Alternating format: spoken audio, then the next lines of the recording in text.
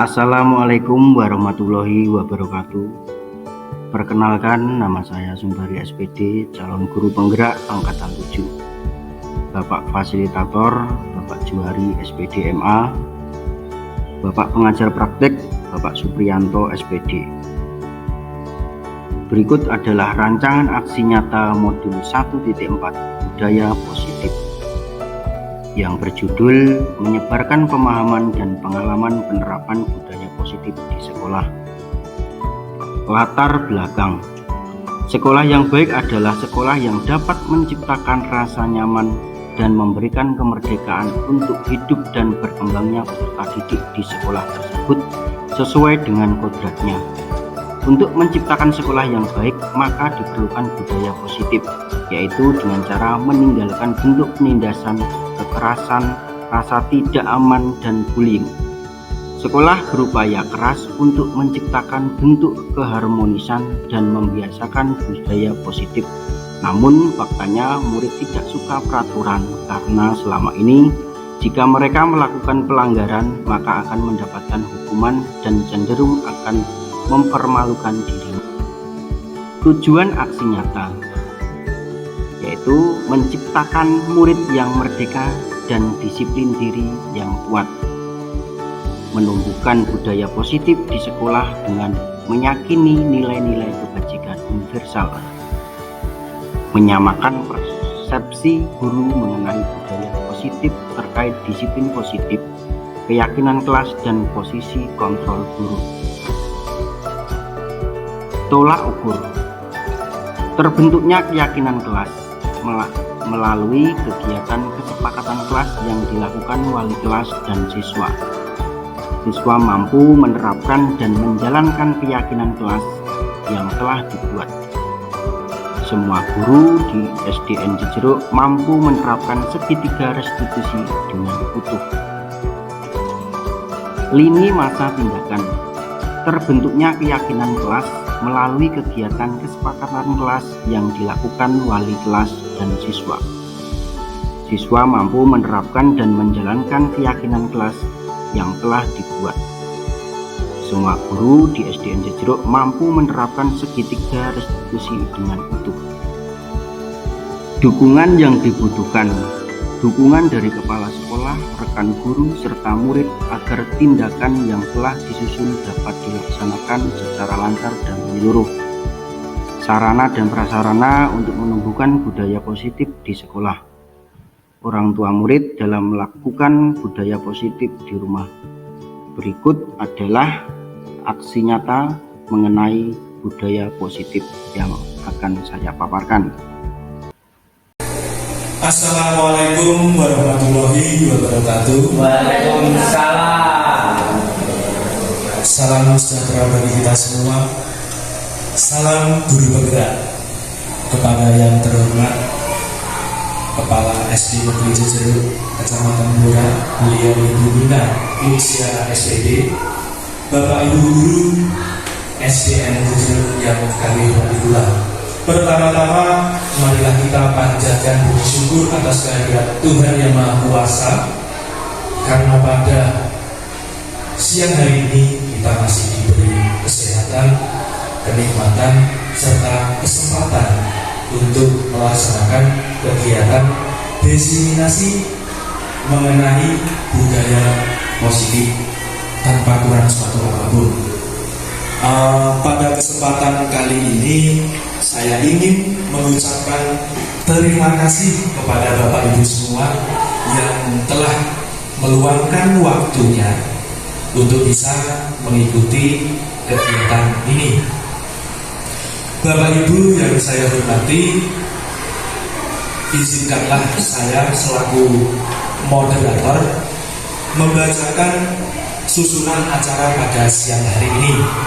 Untuk yang pertama, pembukaan. Yang kedua, pemaparan materi. Yang ketiga, sesi tanya jawab. Kemudian yang terakhir, penutup.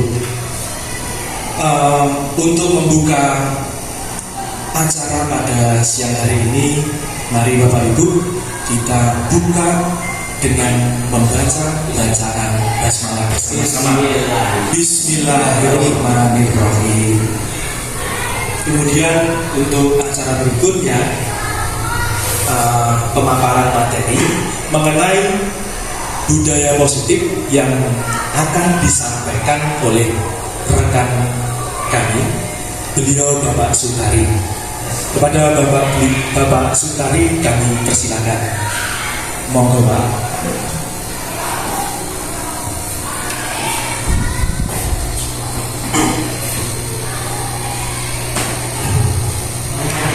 Assalamualaikum warahmatullahi wabarakatuh. Waalaikumsalam warahmatullahi wabarakatuh.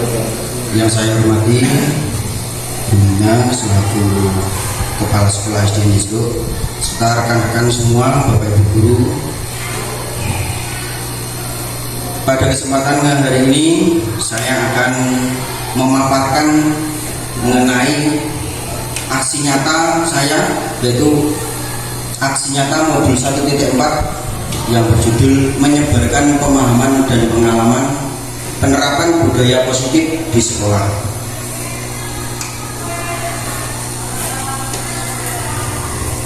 Tujuan aksi nyata yaitu menciptakan murid yang merdeka dan disiplin diri yang kuat. Kedua, menumbuhkan budaya positif di sekolah dengan meyakini nilai-nilai kebajikan universal. Tiga, menyamakan persepsi guru mengenai budaya positif terkait disiplin positif, keyakinan kelas, dan posisi kontrol guru. Nanti yang akan kita bahas yaitu ada 6 topik dalam eksplorasi konsep. Yang pertama, disiplin positif dan nilai-nilai kebajikan universal. 2, teori motivasi, hukuman dan penghargaan serta restitusi. 3, keyakinan kelas. 4, kebutuhan dasar manusia dan dunia berkualitas. 5, posisi kontrol. Yang keenam yaitu segitiga restitusi. Untuk topik yang pertama yaitu disiplin positif dan nilai-nilai kebajikan universal. Dr. William Glasser dalam kontrol teori yang kemudian hari berkembang dan dinamakan choice teori meluruskan beberapa miskonsepsi tentang makna kontrol. Yang pertama, ilusi guru mengontrol murid. 2, ilusi bahwa semua penguatan positif, efektif dan bermanfaat. 3, ilusi bahwa kritik dan membuat orang merasa bersalah dapat menguatkan karakter. 4, ilusi bahwa orang dewasa memiliki hak untuk memaksa. Selanjutnya, siapa sesungguhnya yang memiliki kontrol? Mungkin Bapak Ibu guru tahu siapa di antara kita atau rekan-rekan yang bisa atau yang memiliki kontrol dalam mendidik anak. Untuk stimulus respon, kita mencoba mengubah orang agar berpandangan sama dengan kita. Teori kontrolnya, kita berusaha memahami pandangan orang lain tentang dunia. Jadi kita itu tidak bisa mengubah pandangan orang lain untuk sama dengan kita, tapi kita dituntut untuk memahami orang lain biar pandangan orang lain itu juga sama dengan kita. Terus perilaku buruk dilihat sebagai suatu kesalahan. Teori kontrolnya, semua perilaku memiliki tujuan. Jadi di sini menerangkan perilaku buruk dilihat sebagai suatu kesalahan. Itu sebenarnya tidak, bukan maksud dari itu, tapi semua perilaku itu memiliki tujuan, baik perilaku buruk maupun perilaku yang baik itu pasti ada tujuan. Terus orang lain bisa mengontrol saya, hanya Anda yang bisa mengontrol diri Anda. Nah, yang dimaksud di sini orang lain ini bisa mengontrol diri kita atau tidak. Terus teori kontrolnya hanya pada diri kita yang bisa mengontrol diri kita. Orang lain tidak bisa mengontrol diri orang lain. tidak bisa mengontrol diri kita, tapi hanya diri kita lah yang bisa mengontrol diri kita sendiri. Saya bisa mengontrol orang lain. Teori kontrolnya Anda tidak bisa mengontrol orang lain. Nah, di sini dijelaskan juga. Terus memaksa Anda pada saat bujukan gagal. Orang lain itu biasanya memaksa pada anak yang mungkin dalam mengerjakan tugas itu mendapat kegagalan. Seharusnya apa teori kontrolnya? Yaitu kolaborasi dan konsensus menciptakan pilihan-pilihan baru. Seharusnya anak itu diajak untuk berkolaborasi, bukan langsung disalahkan. Bisa memilih apa yang mungkin disenangi atau yang apa yang ingin dipenginkan. Model berpikir menang atau kalah. Di sini tidak ada untuk menang atau kalah, tapi model berpikir menang-menang. Jadi kita berpikir itu untuk menang dan menang. Jangan berpikir untuk kalah, tapi untuk menang. Dengan cara apa? Dengan cara yaitu kolaborasi. Terus makna disiplin. Disiplin yang artinya belajar. Kata disiplin juga berasal dari akar kata yang sama dengan disiplin atau murid atau pengikut. Bapak Pendidikan Ki Hajar Dewantoro menyatakan bahwa di mana ada kemerdekaan, disitulah harus ada disiplin yang kuat. Sungguh pun disiplin itu bersifat self-disiplin, yaitu kita sendiri yang mewajibkan kita dengan sekeras-kerasnya, tetapi itu sama saja. Sebab jika kita tidak cakap melakukan self-disiplin, wajiblah penguasa lain mendisiplin diri kita, dan peraturan demikian itulah harus ada di dalam suatu yang merdeka. Jadi Ki Hajar Dewantoro itu memaparkan, maksudnya ini orang lain itu tidak bisa mendisiplinkan kita, termasuk misalnya teman kita berbuat salah, terus teman kita berusaha untuk mendisiplinkan kita, itu tidak. Tapi apa yang bisa mendisiplinkan kita? Yaitu diri kita sendiri, dari hati kita sendiri, bukan dari orang lain. Terus kalau kita sudah berusaha sekuat tenaga, berusaha dengan apa yang kita miliki, masih belum bisa disiplin, nah itu tugasnya penguasa. Di sini kita sebagai guru berarti tugasnya kepala sekolah untuk mendisiplinkan anak buahnya. Tapi dalam mendisiplinkan itu tetap diimbangi dengan perilaku yang dapat memerdekakan orang yang mau didisiplinkan. Suasananya harus enak, jangan langsung marah-marah seperti itu, tapi diajak komunikasi, kolaborasi, untuk dapat memerdekakan orang tersebut untuk dapat bersikap disiplin. Disiplin positif ini ada beberapa. Nanti Anda tidak bisa mengontrol orang lain, hanya Anda yang bisa mengontrol diri Anda. Tadi sudah saya jelaskan, orang lain itu tidak bisa mengontrol diri kita, melainkan diri kita sendiri yang bisa mengontrol. Semua memiliki tujuan, semua perilaku itu memiliki tujuan, baik perilaku buruk maupun perilaku yang baik, itu pasti ada tujuannya. Termasuk anak terkadang melakukan kesalahan, dia itu juga melakukan apa? Untuk mendapatkan tujuan. Terkadang anak itu kurang kasih sayang di rumah, sehingga anak itu berbuat yang macam-macam di sekolah. Terus teori motivasi dibagi menjadi 3: untuk menghindari hukuman, 2 untuk mendapatkan imbalan, yang ketiga untuk menghargai diri sendiri. Untuk yang nomor 1 dan 2 itu termasuk motivasi ekstrinsik, itu motivasi yang timbul dari luar, bukan dari diri kita sendiri, melainkan dari orang-orang lain.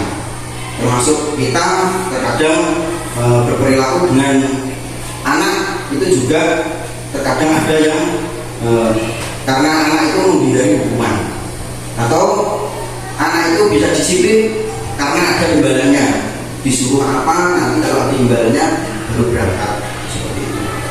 Terus untuk menghargai diri sendiri, motivasi intrinsik yaitu diri sendiri, untuk menghargai dirinya sendiri yang timbul dari dirinya, bukan dari orang lain. Terus dari ketiganya itu nanti muncul nilai-nilai kebajikan universal, yaitu motivasi intrinsik, yaitu dari dalam dirinya. Terus model berpikir menang-menang, ini tadi kolaborasi dan konsensus menciptakan pilihan-pilihan baru. Untuk menciptakan pilihan-pilihan baru, yaitu ada 5 posisi kontrol. Yang pertama, guru sebagai penghukum. Kedua, guru sebagai pembuat rasa bersalah. Ketiga, guru sebagai teman. Keempat, guru sebagai pemantau. Dan yang terakhir, guru sebagai manajer. Dari kelima posisi kontrol itu nanti mengerucut menjadi segitiga restitusi, yang di dalamnya yang pertama menstabilkan identitas, kedua validasi tindakan yang salah, ketiga menanyakan keyakinan, terus realitas atau kebutuhan apa. Kebutuhan kita itu berbeda-beda. Kita berusaha memahami pandangan orang lain tentang dunia. Setiap orang memiliki gambaran berbeda. Jadi setiap orang itu memiliki gambaran atau memiliki tujuan yang berbeda. 5 kebutuhan dasar manusia, yaitu yang pertama bertahan hidup. Jadi tujuannya untuk apa? Yang pertama bertahan hidup. Kedua sebagai penguasaan atau menguasai. 3 kasih sayang dan rasa diterima. Keempat kesenangan. Yang kelima kebebasan. Nilai-nilai kebajikan universal. Nilai kebajikan universal berarti nilai-nilai kebajikan yang disepakati bersama. Dia harus kita sepakati bersama. Jangan hanya sepihak saja, tapi semua. Lepas dari suku, bangsa, agama, bahasa maupun latar belakangnya. Beberapa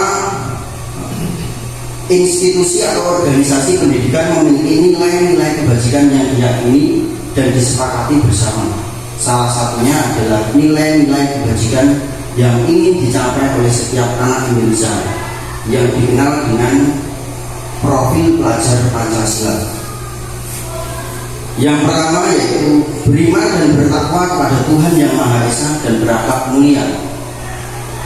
2. Berkebinekaan global. 3. Gotong royong. 4. Mandiri. 5. Kreatif. Dan 6. bernalar etis. Nilai-nilai kebajikan universal ini yang ingin dicapai oleh setiap anak Indonesia yang kita kenal dengan profil pelajar Pancasila, yaitu beriman dan bertakwa kepada Tuhan Yang Maha Esa dan berakhlak mulia, yang di dalamnya mengandung makna kunci akhlak beragama. Akhlak pribadi, kepribadian kita, akhlak kita sendiri terhadap orang lain. Terus akhlak pada manusia, akhlak kita terhadap manusia yang satu dengan yang lainnya itu harus kita jaga.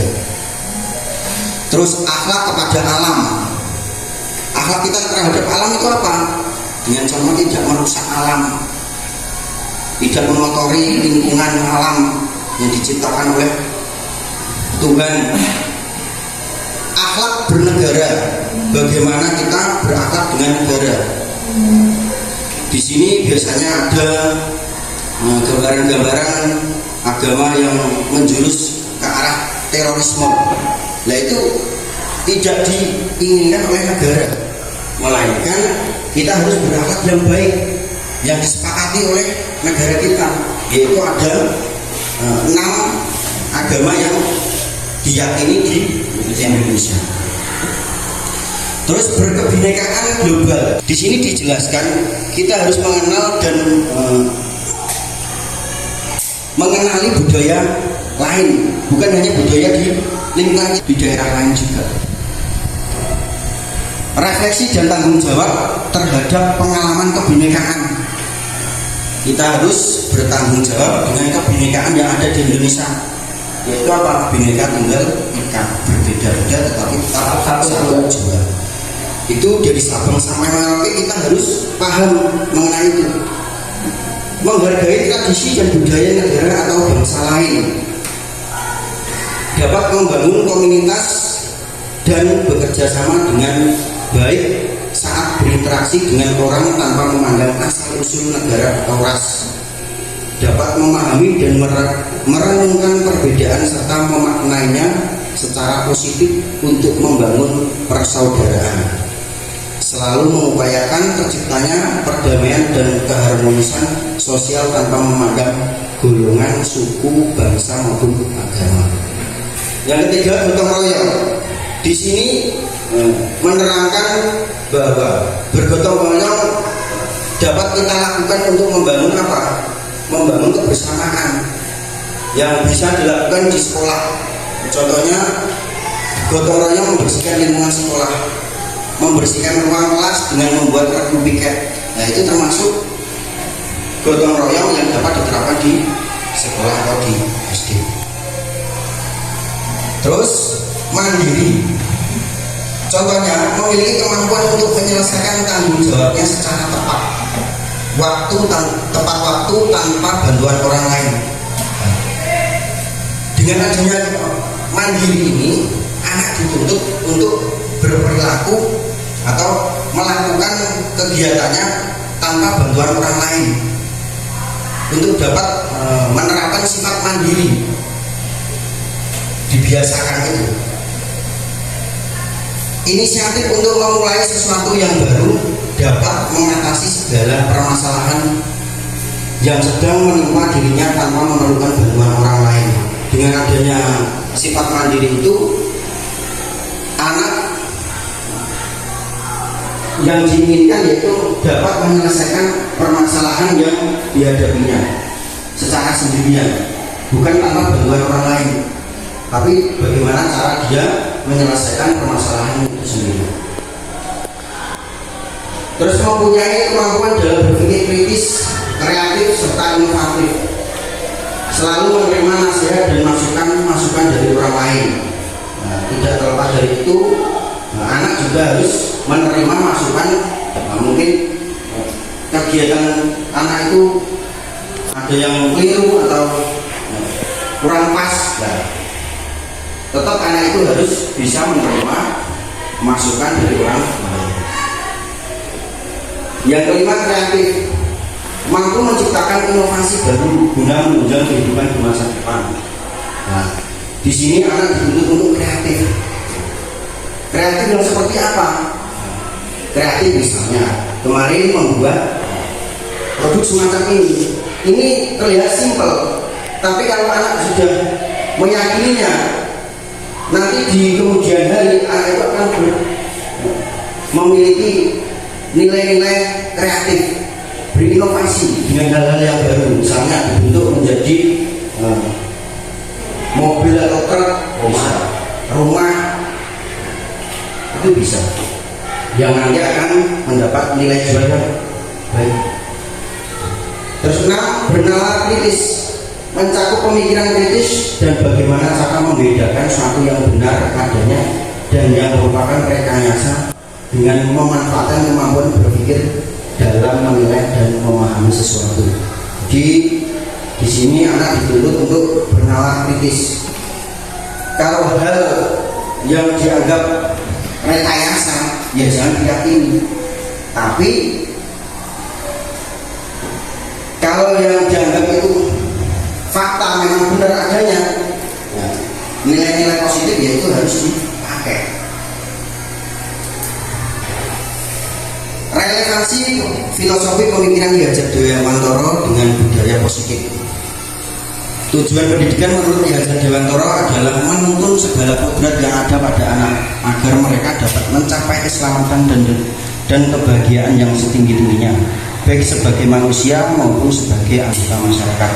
Jadi di sini Bapak Ibu guru, kita dituntut untuk menuntun anak untuk mencapai kodratnya, agar anak itu dapat mencapai keselamatan dan kebahagiaan yang setinggi-tingginya, baik di dalam untuk manusia yang satu dengan yang lainnya atau sebagai anggota masyarakat.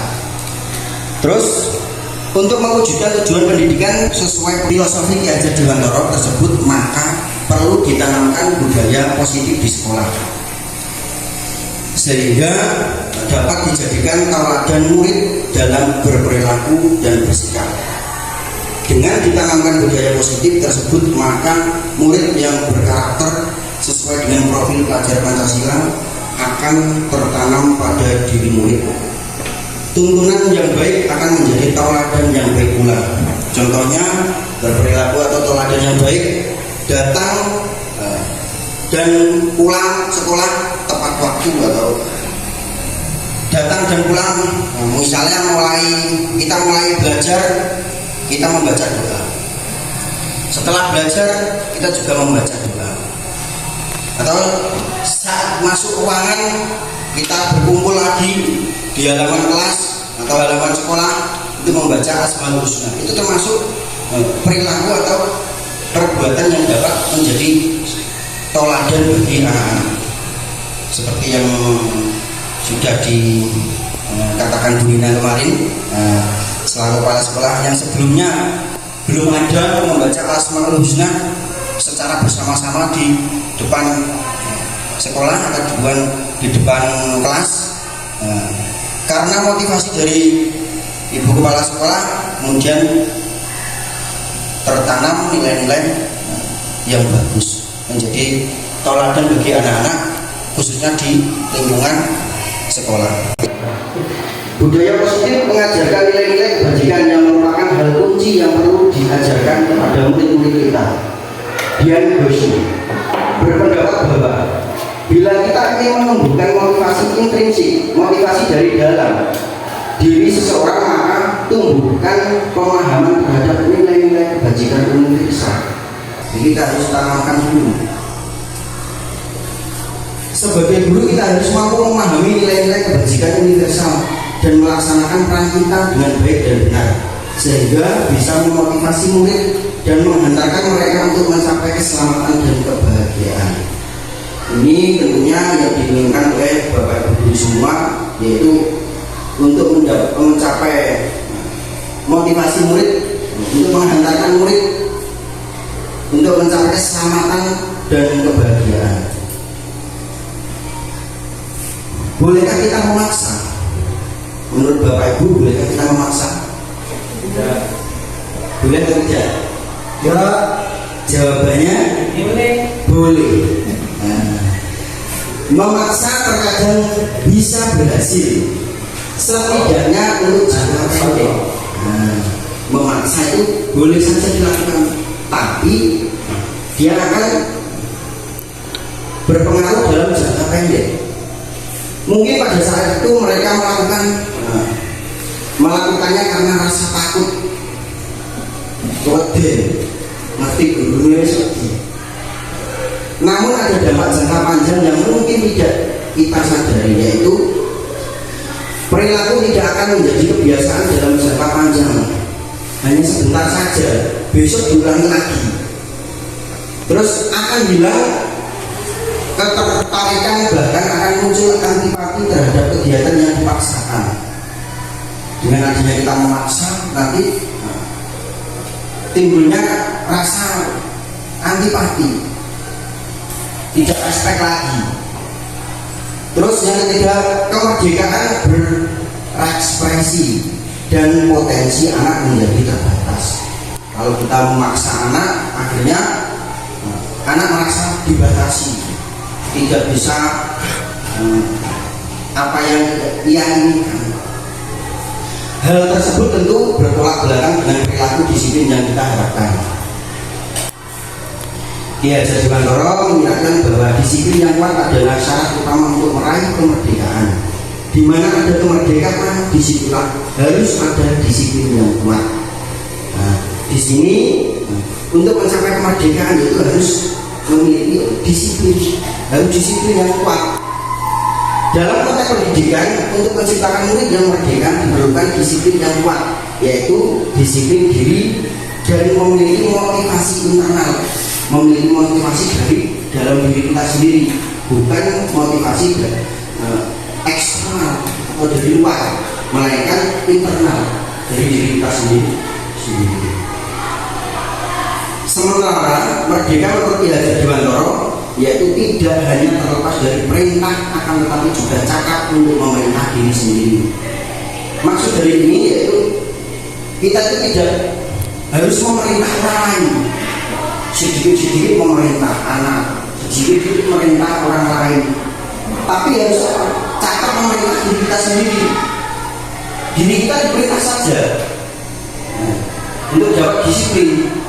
Jangan sedikit-sedikit kurang apa perintah teman, dikit-dikit perintah teman atau perintah anak.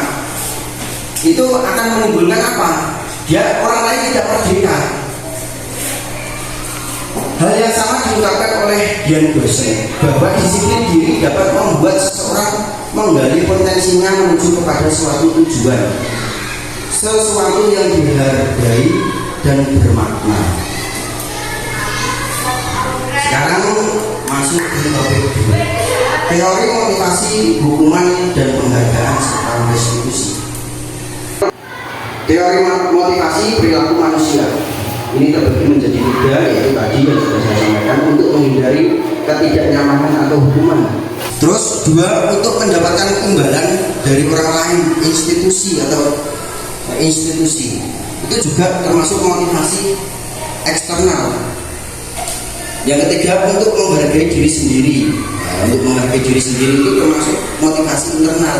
Tujuannya disiplin positif, untuk mendisiplinkan diri kita sendiri, bukan untuk mendisiplinkan orang lain.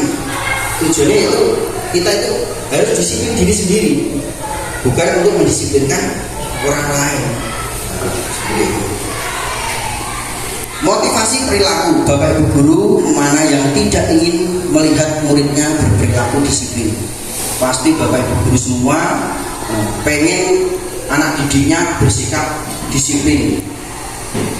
Memberikan hukuman menjadi salah satu cara untuk mendisiplinkan murid.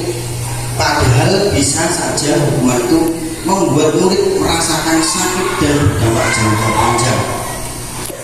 Jadi saat kita memberikan hukuman itu, mungkin anak itu akan merasakan sakit hati, sakit pikiran yang akan berdampak jangka panjang. Menurut James Biowinston dalam bukunya The Moral Sense menyebutkan bahwa seseorang menunjukkan perilaku tertentu dilatar belakangi oleh 3 level motivasi. Level yang pertama untuk menghindari rasa sakit, kedua untuk mendapatkan penghargaan dan penghormatan dari orang lain, 3 untuk menghargai dirinya sendiri. Ketiga level alasan tersebut menunjukkan motivasi kita dalam berperilaku. Di perilaku kita itu ada levelnya, level 1, 2, atau 3. Tergantung kita berpikirnya seperti apa. Pilih yang level 1 atau level 2 atau yang level 3. Kalau makanan pedas saja pilihnya level 3. Jadi level yang pertama menghindari rasa sakit atau hukuman. Perlu diketahui bahwa secara naluriah manusia itu cenderung menghindari rasa sakit dan hukuman. Orang itu akan menghindari rasa sakit dan hukuman. Bukan hanya murid saja, melainkan diri kita sendiri juga seperti itu. Oleh karena itu hukuman bisa berhasil mencegah perbuatan atau perilaku buruk pada murid. Namun ternyata hukuman itu ada efek sampingnya, yaitu rasa sakit dan hukuman cenderung akan menghasilkan emosi-emosi negatif. Karena pikiran mereka berusaha keras untuk menghindari rasa sakit itu. Kita sebagai guru pastinya juga menghindari rasa sakit dan hukuman, bukan? Iya, menghindari rasa sakit dan hukuman. Sebagai contoh, seorang guru selalu hadir tepat waktu, maka motivasinya kita bisa saja. Terkadang ada yang berangkat lebih awal, jam 6 sudah datang, atau setengah 7 sudah datang. Terus ada lagi yang lainnya berangkat jam setengah 8, jam 8. Nah, itu memiliki motivasi apa? Menghindari ditegur kepala sekolah di depan guru yang lain, ataukah berangkat pagi itu menghindari ditegur oleh kepala sekolah atau guru yang lain, atau menghindari perasaan bersalah. Apakah diri kita itu berangkat pagi misalnya, menghindari rasa kita untuk bersalah, rasa bersalah pada diri kita. Sebagai pendidik, sebaiknya kita berhati-hati dalam menyikapi perilaku murid agar dapat menanganinya dengan tepat.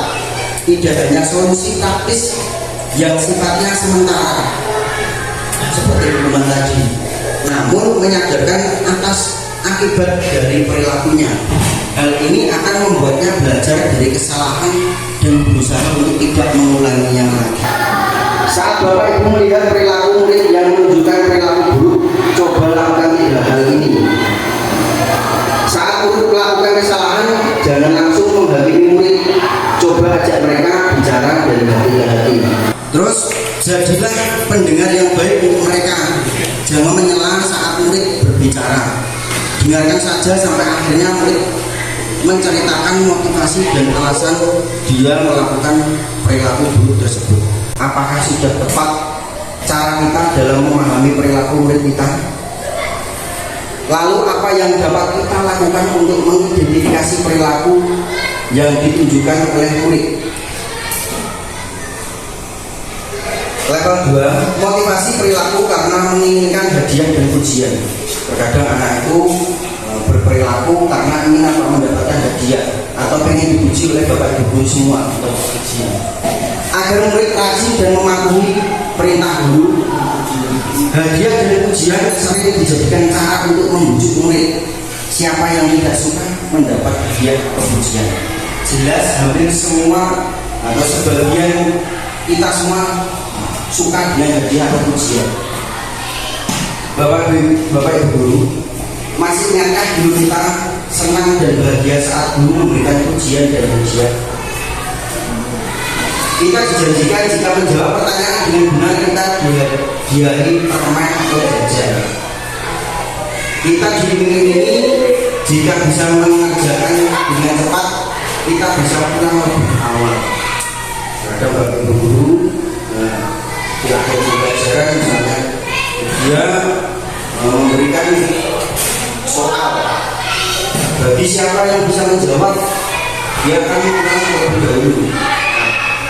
Itu sebenarnya bukan untuk motivasi untuk perilaku yang positif, melainkan nanti ada jangka panjang. Tanpa kita sadari, terkadang kita memberikan pujian atau hadiah kepada murid supaya mereka termotivasi dan semangat, supaya mereka rajin dan giat. Kita merasa pujian dan hadiah ini sangat penting untuk murid, tetapi apakah hal itu sudah sesuai dengan kebutuhan murid? Pujian dan iming-iming adalah hadiah. Iming-iming hadiah bisa mempengaruhi perilaku murid. Murid akan menjadi rajin mengerjakan tugas dari guru, bahkan saling berkompetisi untuk mengerjakan tugas dengan sebaik-baiknya. Namun perilaku ini dekat dengan rasa kecewa. Jika energi yang sudah dikeluarkan tidak terbalas sesuai dengan janji atau hadiah, maka akan muncul rasa kesal, marah, dan bahkan rasa tidak dihargai. Ini karena hadiah dan pujian adalah motivasi yang datang dari luar diri mereka atau motivasi eksternal. Mungkin ada murid yang sudah memiliki motivasi internal untuk rajin belajar. Namun apa yang terjadi jika motivasi internal yang sudah terbentuk itu digabung dengan motivasi eksternal berupa pujian dan hadiah? Lalu bagaimana cara memotivasi murid tanpa pujian dan hadiah? Kita perlu membedakan pujian dan hadiah itu dengan apresiasi. Apresiasi ini dilakukan di akhir atau di ujung pembelajaran. sehingga perilaku murid tidak digerakkan oleh sesuatu yang dijanjikan.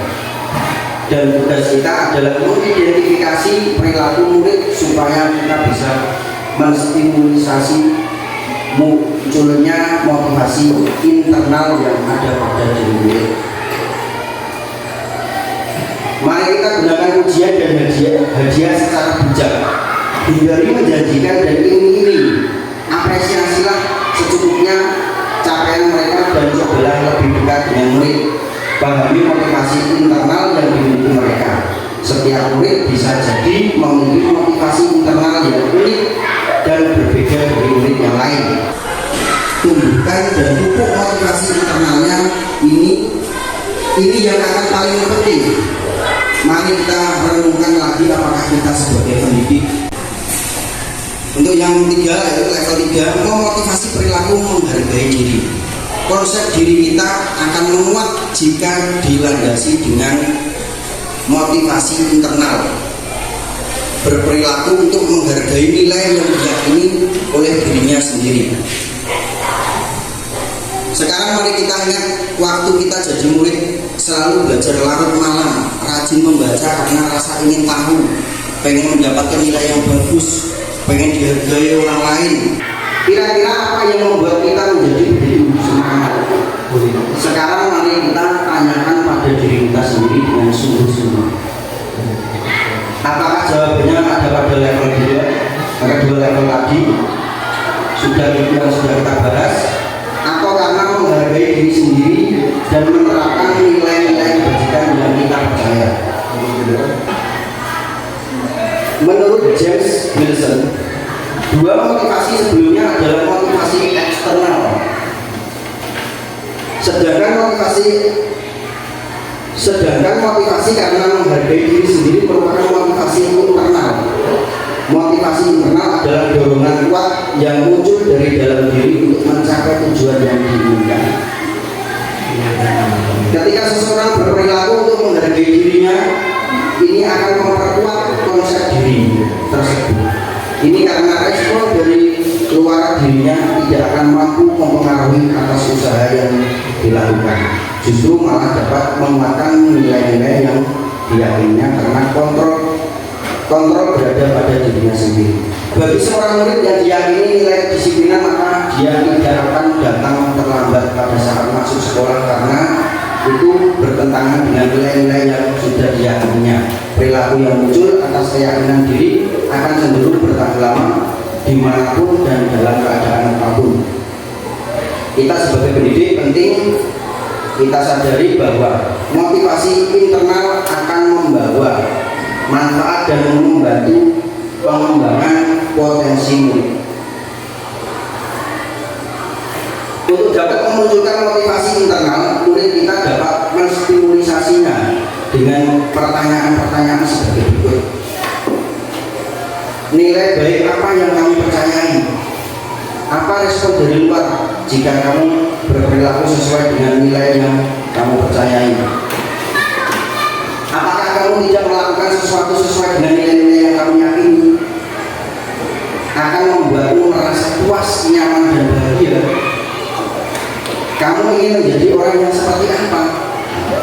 Pertanyaan-pertanyaan tersebut dapat membantu murid untuk menggali keyakinannya dan menemukan motivasi internalnya sehingga ia akan menghargai dirinya.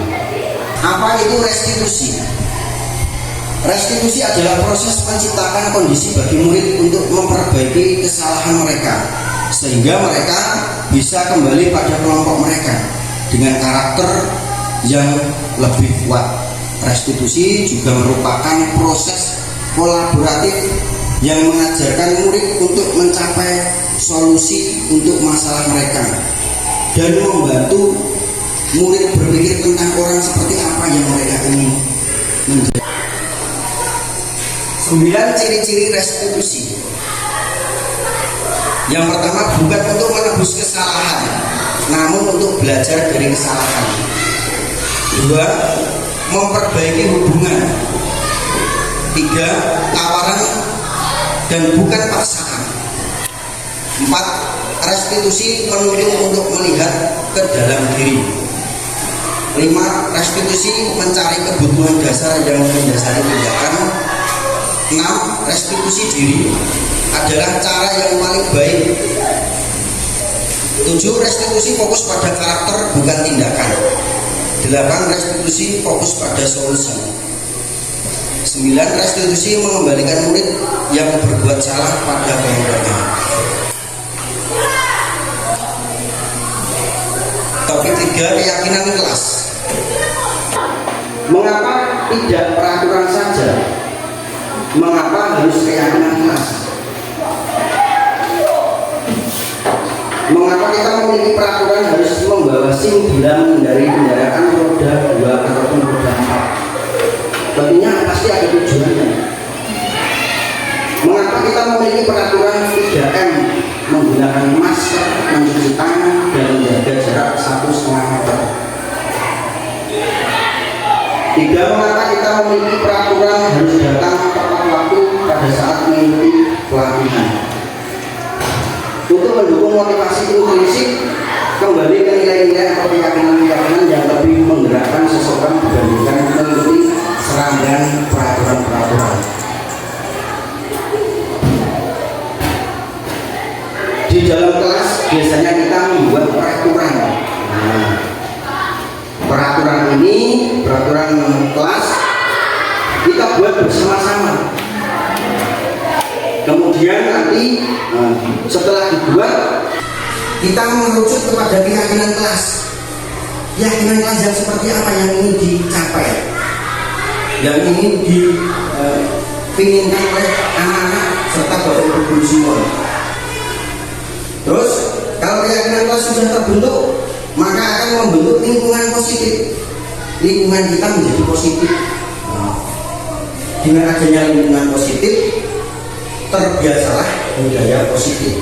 Akhirnya terbentuk budaya positif di lingkungan sekolah maupun lingkungan masyarakat. Kegiatan pendalaman keyakinan kelas tabel T dan Y.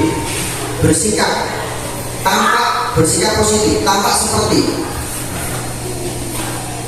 Di sini bagaimana kita berperilaku, menghargai orang lain. Kita diwajibkan untuk menghargai orang lain. Tidak tampak seperti apa, berprasangka dulu terhadap orang lain. Yang tidak dianjurkan itu berprasangka dulu terhadap orang lain. Sikap positifnya apa? Hormati yang orang lain yang baik. Nah, ini biasanya pada terdengar bapak ibu guru biasanya berbicara, ayo semangat, kita pasti bisa, seperti itu. Terus yang terlihat apa? Anak kan ceria, penuh semangat, antusias, penuh senyuman, bahasa tubuh dan ucapan yang sopan, penuh syukur. Berperilaku yang seperti apa? Mengumpulkan tugas tepat waktu. Sehingga anak itu akan mengumpulkan tugas tepat waktu. Selalu tersenyum, cekatan dalam mengerjakan tugas, berkomunikasi menggunakan bahasa yang sopan dan santun, menyukuri apapun yang dimiliki. Peraturan dan keyakinan kelas. Mengapa bukan peraturan tapi keyakinan kelas? Selalu mengembalikan buku ke tempatnya. Ini peraturan. Kalau keyakinan kelas apa? Tanggung jawab. Hadir di sekolah 15 menit sebelum pembelajaran dimulai. Di sini keyakinan kelasnya menghormati orang lain, berkomitmen. Kalau sudah disepakati ya harus berkomitmen. Dilarang menggunakan narkoba. Keyakinan kelasnya apa? Agar sehat, memperoleh kesehatan.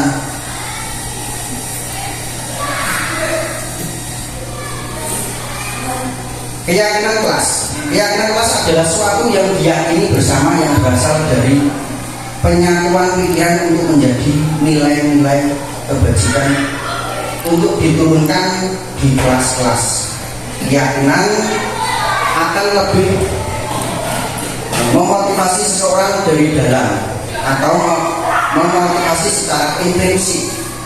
Seseorang akan lebih tergerak dan bersemangat untuk menjalankan keyakinannya daripada hanya sekedar mengikuti serangkaian peraturan yang mengatur mereka harus berlaku begini atau begitu, yang membuat ketidaknyamanan dalam keterpaksaan. Berikut adalah cara pembuatan keyakinan kelas. Yang pertama, mempersilahkan warga sekolah atau murid-murid di sekolah atau kelas untuk bersuara pendapat tentang peraturan yang perlu disepakati di sekolah atau di kelas. 2. Mencatat semua masukan-masukan para guru atau warga sekolah di papan tulis atau di kertas besar atau ukuran poster, di mana semua anggota kelas atau warga sekolah bisa melihat hasil curah pendapat. 3.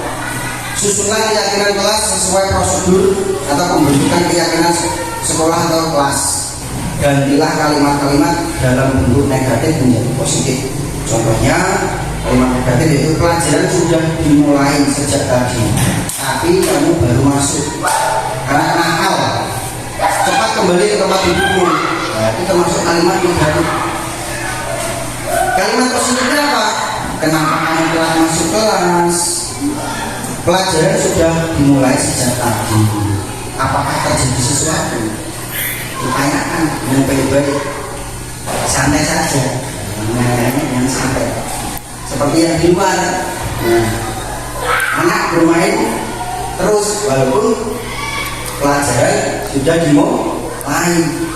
Itu perlu ditanyakan ke anak-anak tersebut dengan kalimat yang positif. Yang keempat, tinjau kembali daftar curah pendapat yang sudah dicatat.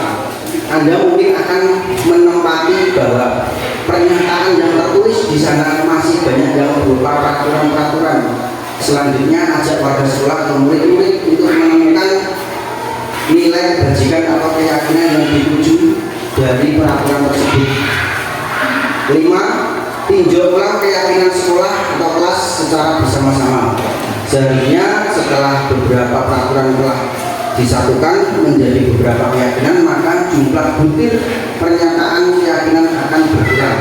Sebaiknya keyakinan sekolah atau kelas tidak terlalu banyak, bisa berkisar antara 3 sampai 7 prinsip atau keyakinan. Bila terlalu banyak, maka warga kelas akan sulit mengingatnya dan akibatnya sulit untuk dijalankan.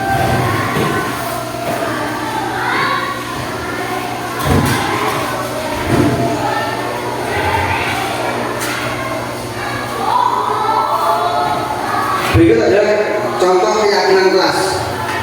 Nah, ini berdoa sebelum dan sesudah pelajaran, datang sekolah tepat waktu, menjaga kebersihan, utamakan musyawarah untuk mencapai mufakat, kemudian gotong royong, dan yang terakhir bersikap sopan, baik, peduli, jujur, dan saling menghormati. Ini contoh keyakinan kelas pada kelas 3. Topik 4, kebutuhan dasar manusia dan dunia berkualitas.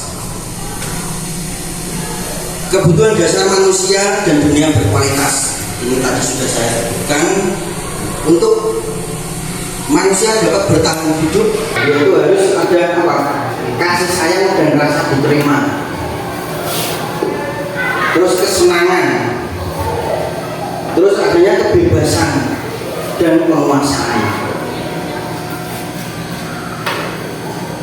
Kasih sayang dan rasa diterima, yaitu cinta kasih, membuatnya merasa diterima. Ia merasa disenangi, disayangi, dan diinginkan. Perasaan positif ini membuatnya mampu bertahan hidup di dalam lingkungan barunya. Dengan cinta kasih yang diterimanya, ia juga mampu memberikan perhatian dan kasih sayang kepada sesamanya. Dengan begitu, perselisihan dan hal-hal negatif lainnya yang mampu merusak keharmonisan hubungan antar manusia bisa dihindarkan dengan adanya rasa cinta kasih ini. Jadi kita harus mengasihi orang lain, jangan mengasihi diri sendiri. Terus yang kedua, kesenangan. Dengan memiliki kesenangan yang bisa membuatnya bahagia, ia bisa bertahan hidup. Di seorang anak agar bisa bertahan hidup, dia juga harus memiliki apa? Kesenangan. Ia bisa menikmati hidupnya dan merasa berarti di sepanjang waktu. Ia dapat menebarkan aura positif akibat kesenangannya terpenuhi. Dengan kesenangannya terpenuhi, anak pun akan bersikap atau hidupnya merasa nyaman.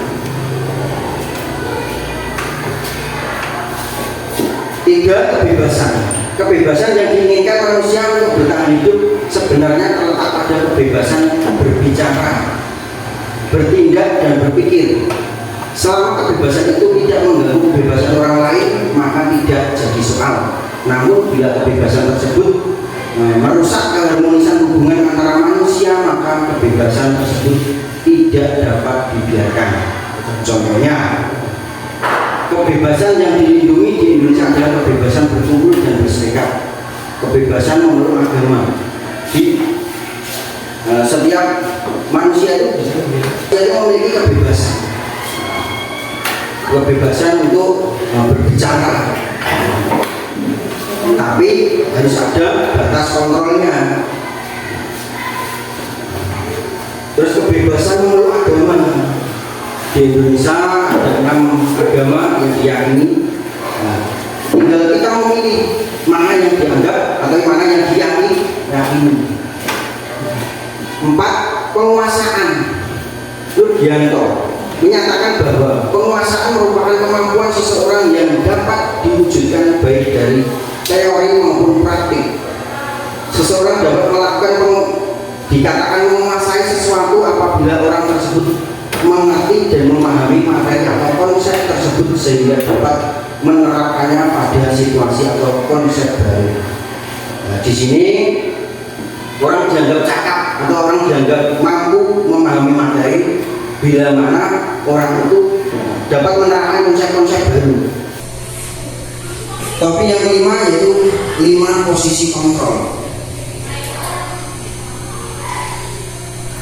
Diagnosis dalam bukunya restitusi atau restitusi school disiplin mengungkapkan bahwa guru perlu meninjau penerapan disiplin di dalam ruang-ruang kelas selama ini melalui serangkaian riset dan bersandar pada teori kontrol DR William Dosen. Dosen berkesimpulan ada 5 posisi kontrol yang diterapkan seorang guru, orang tua ataupun atasan dalam melakukan kontrol. 5 posisi kontrol tersebut adalah: 1. Guru sebagai penghukum. 2. Guru sebagai pembuat orang merasa bersalah. 3. Guru sebagai teman. 4. Guru sebagai monitor atau pemantau. Yang kelima, guru sebagai manajer. Guru sebagai penghukum. Guru akan berkata seperti ini: kalau kamu tidak melakukannya, awas ya, rasakan. Hasilnya apa? Murid akan memberontak, menyalahkan orang lain dan berbohong. Kaitan dengan dunia berkualitas, murid meletakkan guru di luar dunia berkualitas. Murid akan berkata, biarkan saja, nanti juga marah-marah lagi. Dampaknya apa? Bagi murid yaitu mengulangi kesalahan yang mereka perbuat. Terus guru sebagai pembuat orang merasa bersalah, kecerdasan dan mengatakan seharusnya ibu kecewa. Itu biasanya yang dikatakan kamu seharusnya, kamu sudah tahu kan.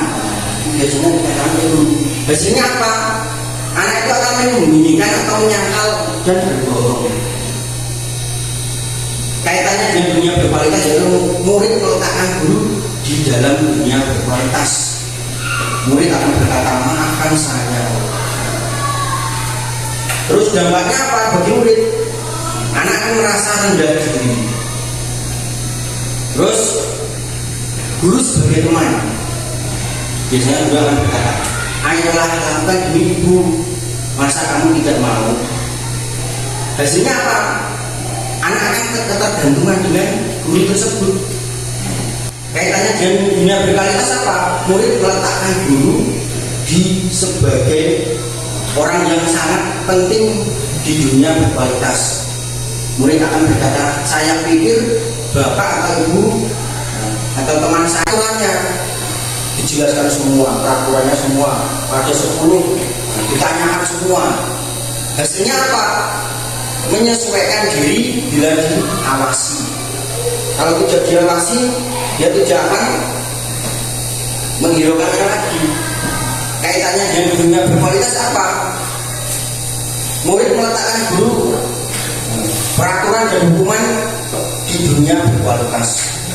Murid akan berkata, berapa banyak bintang yang saya harus peroleh, berapa halaman yang harus saya tulis. Nah, biasanya terkadang bapak ibu guru sering memberikan reward dengan memberi bintang pada anak yang mendapatkan nilai 100 dikasih bintang 5 misalnya. Ini nanti anak akan menanyakan terus. Itu kalau anak itu pemikirannya sama semua.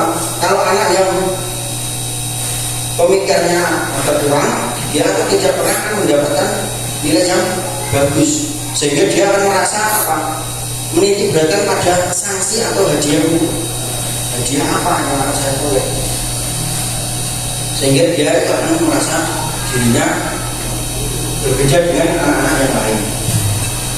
Terus yang terakhir yaitu menghargai diri sendiri, yaitu sebagai manajer. Guru sebagai manajer mengajukan pertanyaan-pertanyaan. Guru bisa mengajukan pertanyaan-pertanyaan pada contoh apa yang kita yakini ditanyakan, karena sudah membuat kesepakatan kelas atau keyakinan kelas, ya kita tanyakan aja apa yang bisa kau kerjakan untuk memperbaiki masalah ini.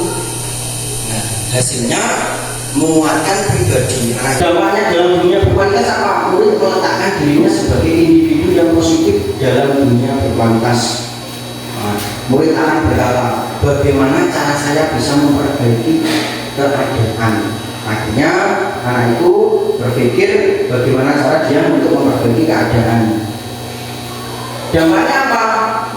Anak tersebut akan mengevaluasi diri, bagaimana cara memperbaiki dirinya. Dia akan mengevaluasi dirinya sendiri, bukan karena evaluasi dari orang lain. Guru sebagai penghukum, seorang penghukum bisa menggunakan hukuman fisik maupun verbal. Menjalankan posisi penghukum senantiasa mengatakan bahwa sekolah memerlukan sistem atau alat yang dapat lebih menekan murid-murid lebih dalam lagi. Guru yang menerapkan posisi penghukum akan berkata pasti selalu yang terakhir selesai dan sebagainya. Guru seperti ini senantiasa percaya hanya ada satu cara agar pelajaran bisa berhasil, yaitu cara dia. Harus sesuai dengan cara dia, bukan cara anak-anak tersebut. Terus guru sebagai pembuat orang merasa bersalah. Pada posisi ini biasanya guru akan bersuara lebih lembut. Pembuat orang merasa bersalah akan menggunakan keheningan yang membuat orang lain merasa tidak nyaman, bersalah dan rendah diri. Kata-kata yang keluar dengan lembut akan seperti, gimana coba kalau orang tua kamu tahu kamu berbuat begini. Itu contohnya. Terus di posisi ini murid akan memiliki penilaian diri yang buruk tentang diri mereka. Murid merasa tidak berharga dan telah mengecewakan orang-orang yang disayanginya. Terus guru sebagai teman. Guru pada posisi ini tidak akan menyakiti murid, namun akan tetap berupa mengontrol murid melalui persuasi. Posisi teman pada guru bisa negatif ataupun positif. Positif di sini berupa hubungan baik yang terjalin antara guru dan murid. Guru di posisi teman menggunakan hubungan baik dan humor untuk mengurangi mempengaruhi seseorang. Mereka akan berkata, ya sudah, kalian ini tidak apa-apa, kali ini tidak apa-apa, nanti ibu bantu membereskan. Nah itu biasanya kalau guru sudah berbicara seperti itu, dia itu berarti memposisikan dirinya sebagai seorang teman. Hal negatif dari posisi teman adalah bila suatu saat guru tersebut tidak membantu, maka murid akan kecewa dan berkata, saya pikir bapak atau ibu teman saya. Dia akan merasa dianggap guru itu sebagai temannya. Murid merasa dikecewakan dan tidak mau lagi berusaha. Murid akan tergantung pada guru tersebut. Guru sebagai monitor atau pemantau. Memonitor berarti mengawasi. Pada saat kita mengawasi, kita bertanggung jawab atas perilaku orang-orang yang kita awasi. Posisi pemantau berdasarkan pada peraturan-peraturan dan konsekuensi.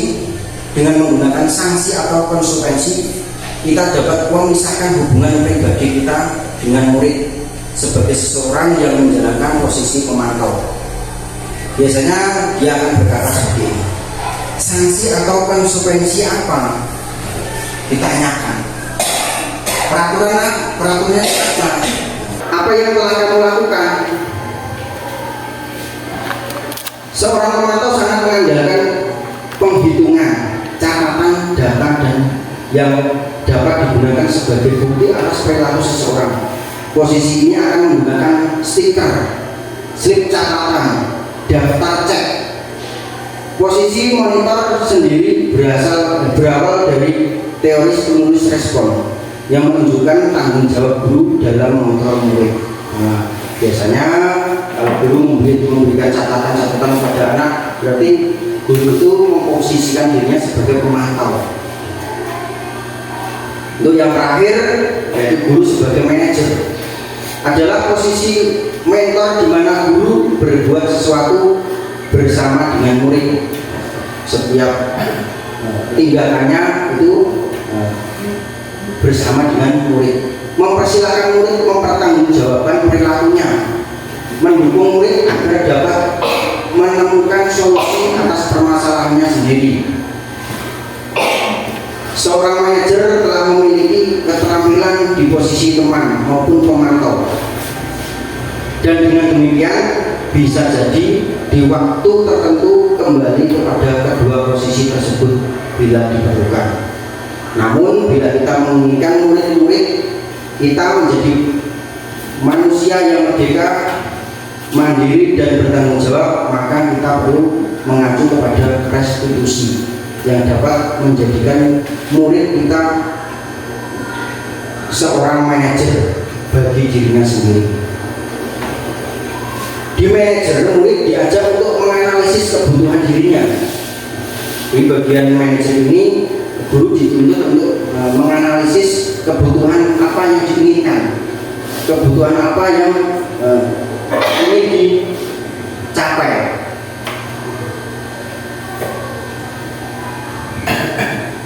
Di sini penekanan bukan pada kemampuan membuat konsekuensi, namun dapat berkolaborasi dengan murid bagaimana memperbaiki kesalahan yang ada. Seorang manajer akan berkata, apa yang kita yakini? Nah, biasanya ditanyakan seperti itu. Untuk topik yang ke-6, segitiga restitusi. Restitusi disiplin diri. Terkadang kita menerapkan praktik pendisiplinan yang berkaitan ketaatan jangka pendek pada murid seperti hukuman dan hadiah. Itu termasuk jangka pendek, mendisiplinkan murid dengan jangka pendek. Bapak Ibu, pernahkah melakukan pendisiplinan kepada murid misalnya dengan cara distract? Atau keluar kelas tidak boleh mengikuti pelajaran? Pernah atau tidak? Nah, harapan kita dalam pendisiplinan tersebut tentunya supaya murid tidak melakukan kesalahan yang sama. Pada kenyataannya ada beberapa murid yang kembali melakukan hal yang sama dan kita pun menjadi jengkel, menjadi berulang-ulang. Setiap melakukan kesalahan, misalnya kita hukum, akhirnya dia berulang-ulang lagi. Tetapi kita tetap mengulang model pendisiplinan yang sama. Pada akhirnya kita merasa tidak berhasil dalam mendidik anak. Tidak sedikit dari kita yang memberi label bahwa murid ini nakal, murid ini bandel, murid ini bodoh, tidak bisa berubah dan seterusnya. Dia dosen memperkenalkan restitusi untuk pembentukan disiplin diri. Restitusi adalah metode untuk penyusunan kembali model disiplin di sekolah. Restitusi berfokus pada solusi atau pemecahan masalah yang bisa dilakukan bukan pada masalahnya. Restitusi mengajak murid untuk mengidentifikasi kembali tindakannya sehingga dia bisa menganalisis dan menentukan langkah-langkah yang tepat dalam memecahkan masalahnya. Mengapa restitusi itu muncul dan baik untuk dilakukan? Ada 6 langkah filosofi. Setiap manusia tahu jika berbuat salah. Jadi kita sendiri itu sebenarnya tahu kalau diulang-ulang lagi. Kalau dia dikritik besok diulang lagi. Proses restitusi menguatkan setiap individu karena diri sendirilah yang mencari solusi atas permasalahannya. Jadi dirinya sendiri yang berhak untuk mencari solusi untuk masalahnya sendiri. Proses restitusi membuka banyak kesempatan bagi setiap murid untuk meraih sukses. Individu yang tumbuh atas proses restitusi menjadi lebih mengerti bahwa kesalahan adalah yang biasa, sehingga dia pun akan melakukan proses restitusi pada orang di sekitarnya. Setelah kita memahami 6 filosofi landasan restitusi tersebut, maka yang dapat kita lakukan adalah 1. Menciptakan suasana positif. Jadi analisa kesalahannya. Murid diajak untuk berpikir, ditanyakan agar murid itu bisa menganalisa kesalahan yang sudah dia perbuat. 3. Beri ruang kepada murid untuk memikirkan solusi terbaik. Anak itu biar mendapatkan solusi sendiri. Restitusi memberikan kebebasan kepada murid untuk menemukan sendiri solusi dari permasalahannya, bukan guru yang memutuskan. Ketika ia berhasil, maka akan muncul penghargaan pada dirinya sendiri dan orang lain. Murid merasa lebih berharga dan percaya diri. Jadi di posisi manajer, kita diajak untuk dapat menyelesaikan permasalahan pada anak itu dengan caranya anak sendiri, bukan dari cara kita sebagai pendidik. Dosen memberikan strategi untuk melakukan restitusi dengan segitiga restitusi. Segitiga ini akan membantu memahami perilaku murid dan membangun hubungan yang lebih baik antara guru dan murid. Yang pertama itu menstabilkan identitas. Yang dasar dari segitiga bertujuan untuk mengubah identitas anak dari yang gagal karena melakukan kesalahan menjadi orang yang sukses. Bukan malah kita misalkan kita bentak-bentak, bukan. Tapi kesalahan itu menjadi orang yang sukses, menjadi kesuksesan. Anak yang melanggar peraturan karena sedang mencari perhatian adalah anak yang sedang mengalami kegagalan. Biasanya ada beberapa anak yang mencari perhatian pada bapak ibu guru. Itu berarti anak itu merasa ada kegagalan pada dirinya. Dia mencoba untuk memenuhi kebutuhan dasarnya, namun ada benturan. Kalau kita mengkritik dia, maka kita akan tetap membuatnya dalam posisi gagal.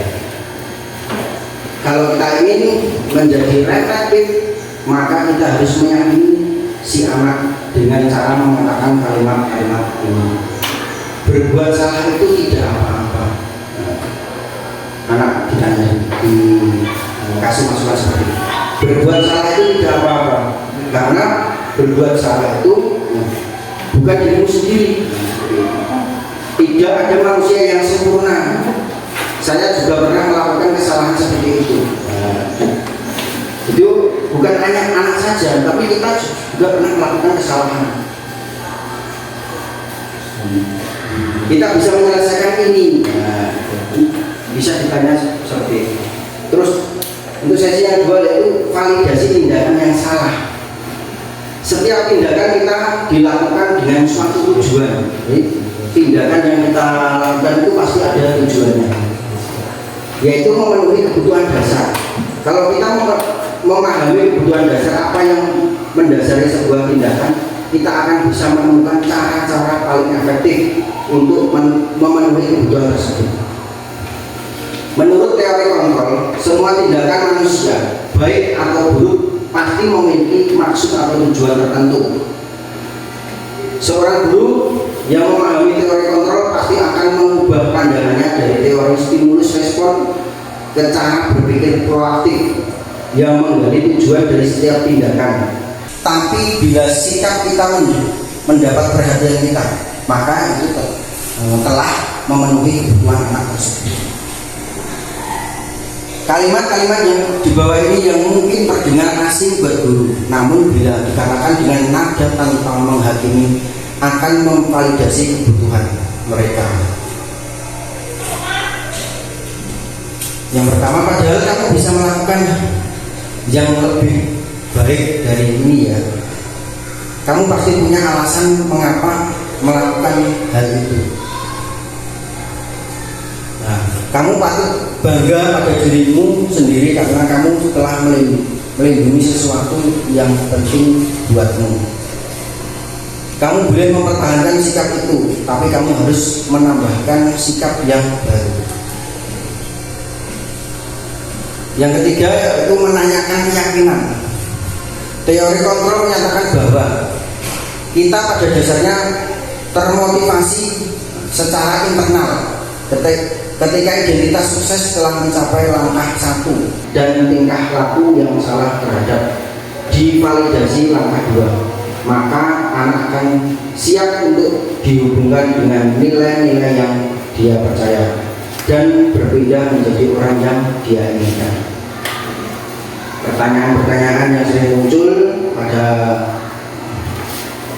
sesi 3 ini yaitu, apa yang kamu percaya sebagai anggota kelas atau keluarga? Apa nilai-nilaimu yang kita telah sepakati? Apa bayangan kamu tentang kelas yang ideal? Kamu mau jadi orang yang seperti apa? Biasanya ditanyakan seperti itu. Berikut ini adalah contoh penerapan segitiga restitusi di sekolah. Selamat pagi, Bapak lihat pada pagi ini tidak belum menyelesaikan PKJ. Bapak habis tidak manusia ini pasti memiliki salah. Contohnya orang kemarin juga melakukan salah, tapi tidak apa-apa ya. Bila pada pagi ini tidak menyelesaikan PKJ, pasti ada masalah.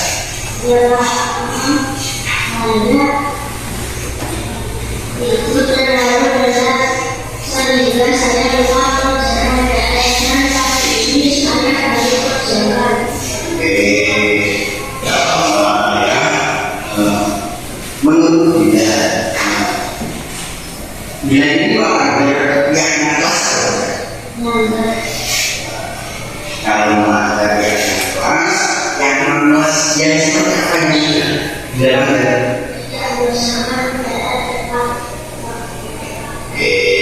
Berarti di sini Pak itu seperti apa?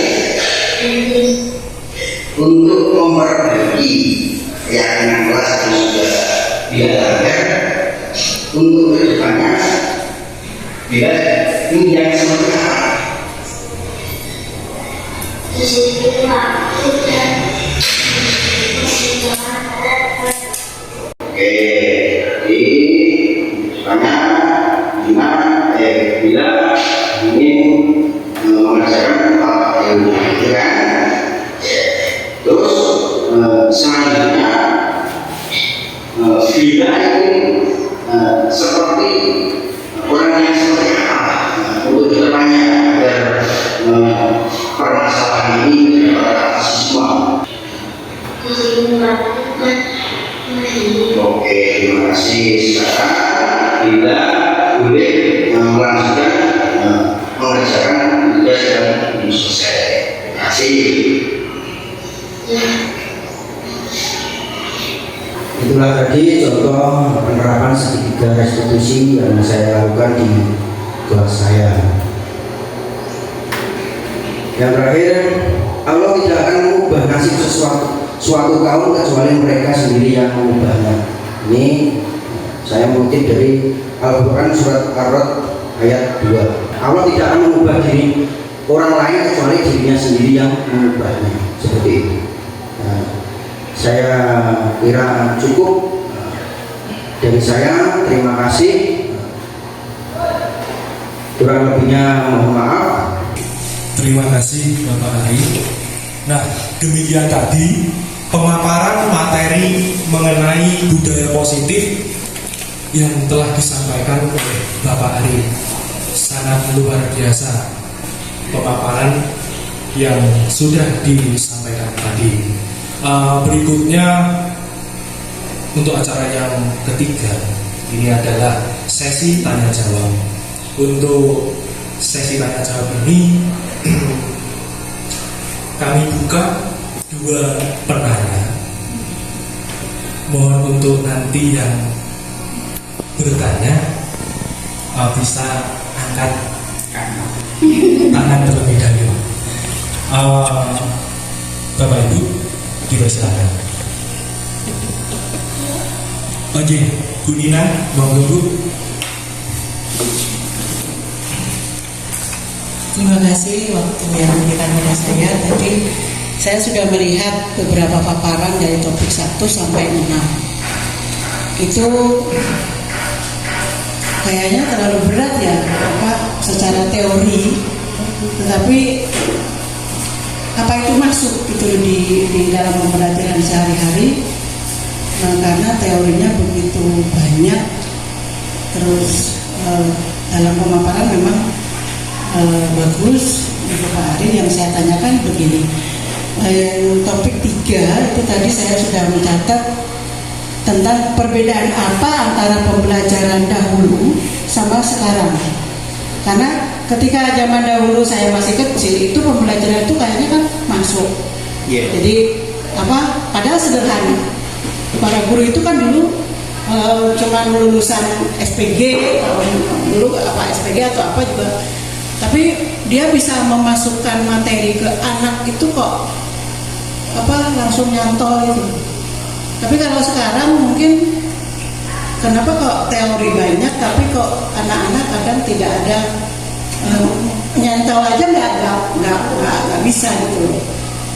Misalnya pas ini kita masuk ke materi, berapa menit kemudian udah hilang. Itu satu yang saya tanyakan. Terus ketika zaman dahulu memang kita sorry, konsep tadi yang pelajaran Dewantara ya, itu bagus konsepnya. Terus pertanggungjawaban ke diri sendiri sekarang itu untuk anak-anak zaman sekarang itu tidak ada. Jadi mereka merasa tidak ada yang pembelajaran itu ya sudah lah gitu mereka bilang. Tapi kalau dulu kan semacam ada dorongan tersendiri untuk kita sendiri. Jadi yang saya tanyakan itu mungkin setelah panjenengan mengikuti guru penggerak itu, panjenengan bisa melihat bagaimana perbedaannya antara pembelajaran dulu dan sekarang. Itu yang saya pertanyakan. Terima kasih.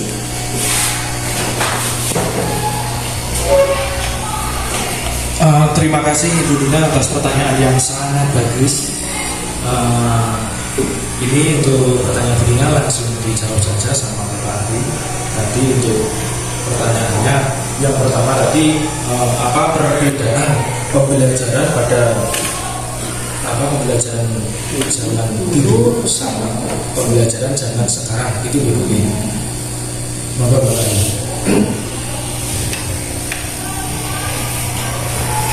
Baik, akan saya jawab mengenai pembelajaran dulu dengan pembelajaran yang sekarang. Yang dulunya yang mungkin yang diinginkan itu pembelajaran dulu itu dirangkai sedemikian rupa tapi dapat dengan mudah ditangkap oleh peserta didik. Sedangkan sekarang itu pembelajaran yang banyak tapi jarang ditangkap oleh anak. Nah, itu perbedaannya yaitu dengan keyakinan diri. Ya, kalau dulu kita untuk sekolah saja itu sulitnya bukan main. Jadi motivasi yang ada dalam diri orang-orang dahulu yaitu motivasi dalam diri sendiri, bukan motivasi dari orang lain.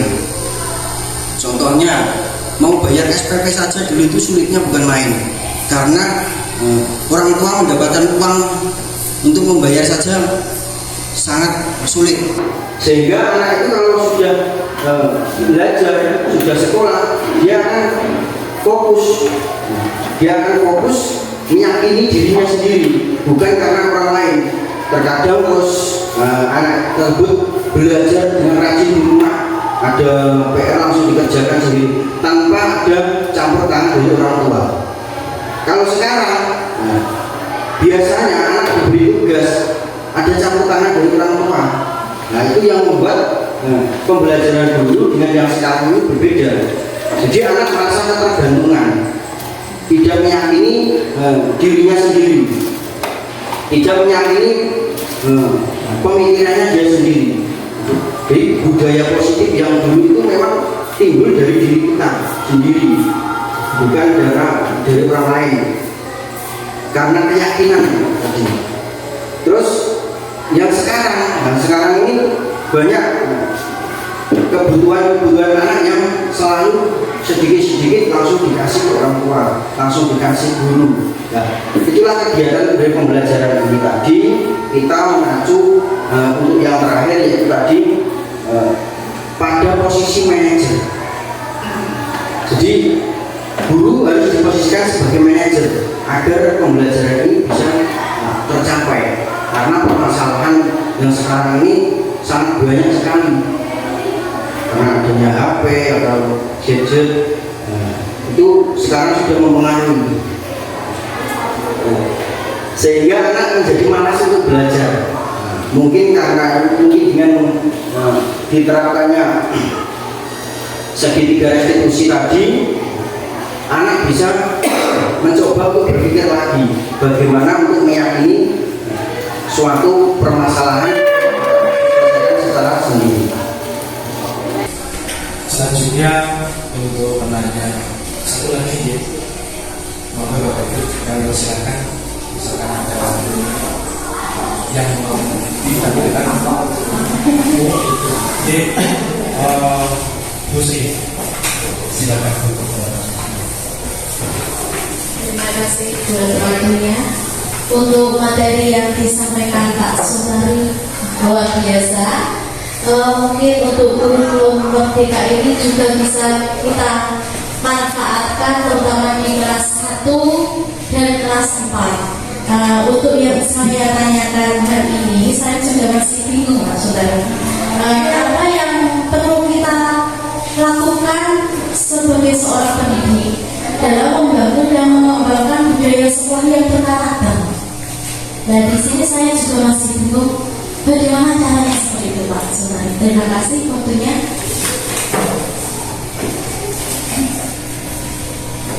Terima kasih Bu Sri, pertanyaannya sangat bagus.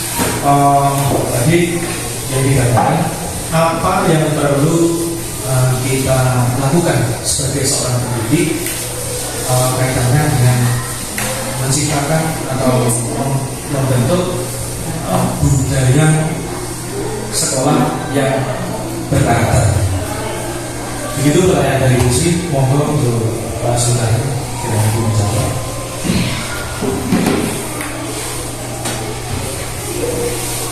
Oke, jadi pertanyaannya tadi untuk menciptakan sekolah budaya yang berkarakter, yaitu yang sudah saya sebutkan tadi, yaitu kita harus menerapkan nilai-nilai kebajikan universal yang diyakini bersama di negara kita, yaitu sesuai dengan profil pelajar Pancasila. beriman dan bertakwa pada Tuhan Yang Maha Esa. Nah, di sini kita bisa menerapkannya dengan contoh tadi.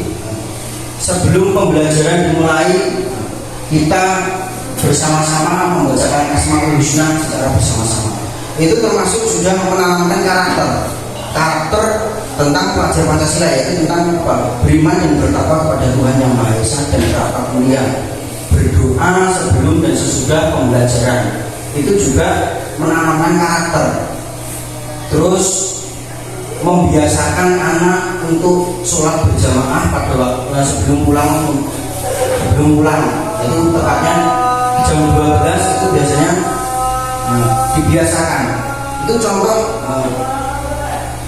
karakter yang ini dicapai itu di sekolah.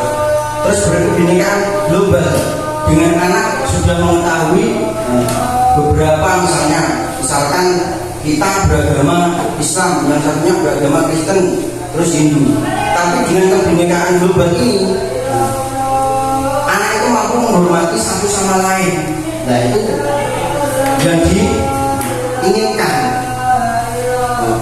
Dengan adanya ras, kulit, dengan adanya dia menghargai sesuatu itu sudah termasuk karakter yang ingin dicapai di sekolah. Terus gotong royong, dengan adanya anak gotong royong setiap hari Jumat misalnya bersih-bersih, itu juga sudah masuk dalam karakter gotong royong. Terus mandi, Bapak Ibu lihat, tanpa ada yang menyuruh, anak-anak langsung bergegas untuk sholat berjamaah. Itu termasuk mandiri. Berarti anak sudah termasuk di SD ini sudah tertanam nilai-nilai kebajikan. Kreatif, ini mungkin kreatif ini yang perlu dikembangkan lagi di SDN Jejero ini. Seperti yang sudah saya sampaikan tadi, kreatif tadi sudah ada contoh-contohnya. Mungkin hari-hari yang lain perlu dikembangkan lagi. Terus bernalar kritis. Bernalar kritis ini kita mengajak anak-anak untuk bernalar kritis. Memang kalau sesuatu yang salah ya harus kita tegaskan itu salah, bukan harus malah diada-adakan seperti itu. Saya kira cukup. Sekali, gimana Bu Sri? Sudah cukup jelas ya? Jelas. Dilihat tadi sesi tanya jawab yang sudah kita lalui. Kemudian kita menginjak pada acara yang terakhir, yaitu yang keempat, yaitu penutupan. Untuk menutup kegiatan kita pada siang hari ini, kita membaca bacaan hamdalah bersama-sama. Alhamdulillahirabbil alamin. Bapak Ibu yang saya hormati, tidak terasa kita sudah melalui serangkaian acara pada kegiatan diseminasi mengenai budaya positif.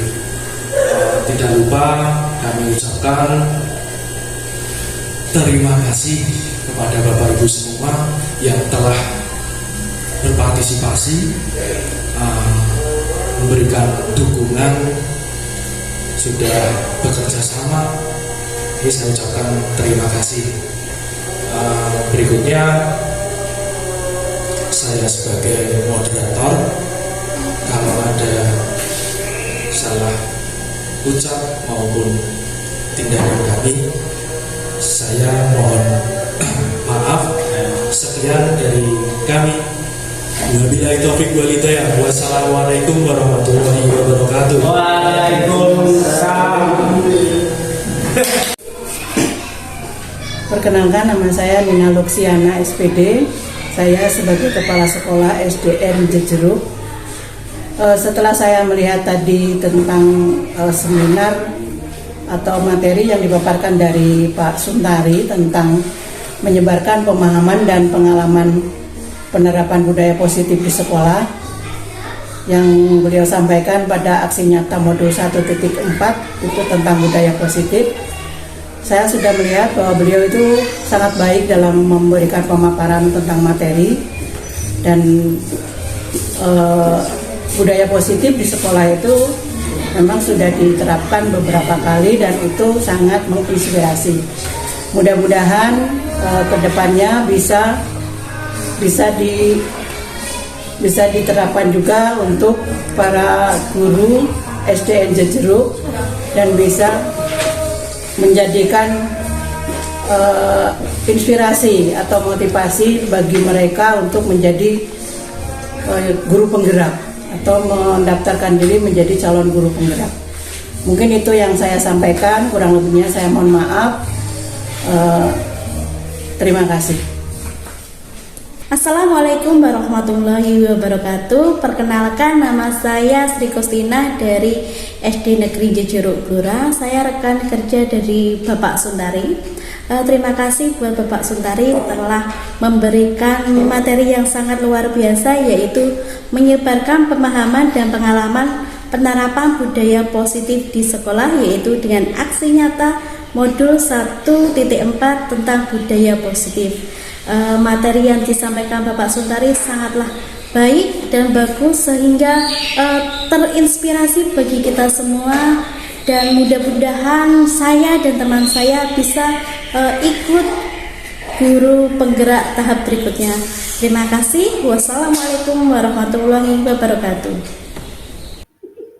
Terima kasih. Wassalamualaikum warahmatullahi wabarakatuh.